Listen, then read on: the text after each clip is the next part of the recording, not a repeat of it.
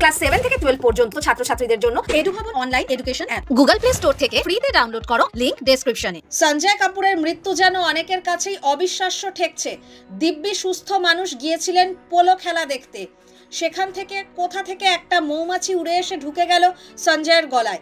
শ্বাস নিতে পারছিলেন না, এক মুহূর্ত সময় দেননি।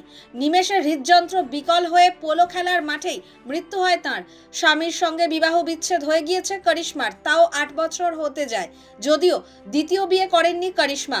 এমনিতেই যে কোনো বিষয়েই বরাবর নিজের দৃষ্টিভঙ্গি ও মতামত জানিয়ে থাকেন বিজেপি সাংসদ তথা অভিনেত্রী কঙ্গনা। কিন্তু সঞ্জয়ের মৃত্যুর খবরে যেন চমকে গিয়েছেন তিনি। 2025 সালটা নিয়ে এখন যেন একটু ভয় পাচ্ছেন। কঙ্গনার কথায় খুবই দুর্ভাগ্যজনক একটা ঘটনা, ততটাই অবিশ্বাস্য। করিশ্মার প্রাক্তন স্বামী পোলো খেলছিলেন, হঠাৎ মৌমাছি এসে গলায় ঢুকে গেল। মানুষটা নিঃশ্বাস পর্যন্ত নিতে পারছিলেন না, নিমেষে সব শেষ।